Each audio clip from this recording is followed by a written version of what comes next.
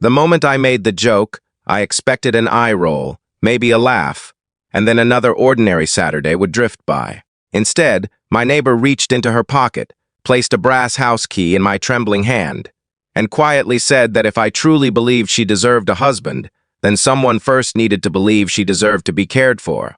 I stood frozen on the front porch of a quiet neighborhood in Charleston, South Carolina, realizing that behind the brightest smile on our street was a loneliness I had never noticed. If you believe kindness, hope, forgiveness, compassion, and second chances still matter in today's world, please take a moment to like this video, leave a comment, share it with someone you care about, and subscribe to the channel. Your support helps these heartfelt stories reach more people who may need a little hope today. My name is Nathan, and I had lived across the street from Rachel for almost 3 years. She was the kind of neighbor everyone admired. Her lawn was always perfectly trimmed.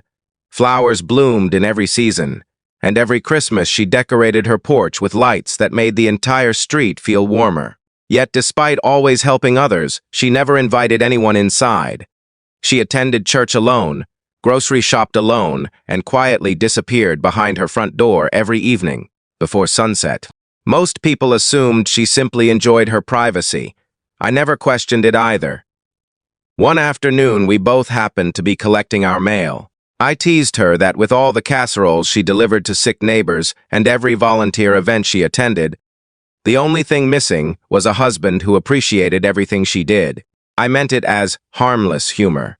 Instead of laughing, she looked at me with tired eyes that carried years of hidden pain. She walked to her porch, unlocked the front door, removed a spare key from a small ceramic flower pot, returned and gently placed it in my hand. She asked me to feed her old golden retriever, while she spent a few days at the hospital for tests she had been postponing for months. She admitted there was no family nearby and no one else she trusted enough to ask.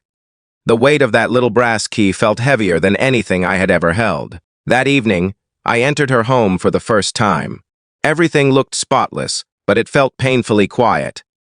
On the kitchen table sat unopened birthday cards from previous years, a stack of medical bills, and a framed photograph of Rachel standing beside an older couple who were no longer alive. The dog greeted me with joyful excitement, unaware that its owner had been carrying burdens she had hidden from the world.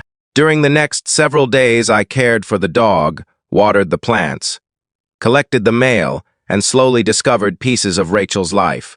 She had lost both parents within 18 months, had quietly paid for her younger cousin Olivia's college tuition, and had nearly emptied her savings helping neighbors after a hurricane damaged several homes. She never mentioned any of it because she believed kindness should remain unnoticed. When Rachel returned home, she looked exhausted, but relieved. Her tests had revealed a condition that required treatment, but thankfully it had been caught early. She apologized for placing responsibility on me, yet I was the one who felt ashamed. I had lived just a few yards away for years without seeing how much she carried alone. Something changed after that week. Instead of waving from across the street, I started bringing over homemade soup or inviting her to neighborhood barbecues. Other neighbors noticed as well. Soon, people she had quietly helped over the years began showing up at her door. An elderly veteran she once drove to medical appointments repaired her broken fence. A young family she had secretly supported organized meal deliveries during her treatments. Children from the church planted fresh flowers in her yard. For the first time, Rachel allowed herself to receive the same kindness she had spent years giving away. Watching our community gather around her taught me something I had forgotten after losing my own father years earlier. Pride sometimes disguises itself as independence. We convince ourselves that asking for help makes us weak, when in reality it gives others the chance to love us. Months later, on a cool autumn evening, Rachel handed me the same brass key once again. This time, it wasn't because she needed someone to watch the house. She told me that home no longer felt empty when I walked through the front door. We spent countless evenings cooking dinner together, laughing over old family recipes, volunteering at church, and discovering that healing often begins with simple acts of presence rather than grand gestures. Before we reach the ending, I'd love to hear from you. Have you ever experienced unexpected kindness from someone who was almost a stranger? Please share your story in the comments because your words may encourage someone else who feels alone today. Nearly a year after that unforgettable afternoon, our neighbors gathered beneath the same oak trees that lined our street. There were no extravagant decorations or dramatic speeches, just family, friends, grateful smiles, and a small ceremony where Rachel and I promised to build a life rooted in faith, compassion, and gratitude. Everyone laughed when someone joked about the old brass key that had started everything. Rachel had kept it polished all year, reminding us both that sometimes the greatest doors we unlock are not made of wood, but of trust.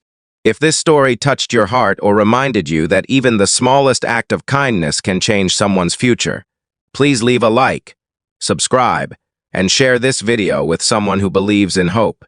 Your support allows more uplifting stories to reach people who need encouragement. Whenever I look at that old house key resting in a small wooden box by our front door, I no longer see metal. I see the day a careless joke became an unexpected invitation to compassion. I learned that love doesn't always arrive with perfect timing or dramatic promises. Sometimes it quietly appears in the palm of your hand, asking only whether you're willing to care enough to unlock the door.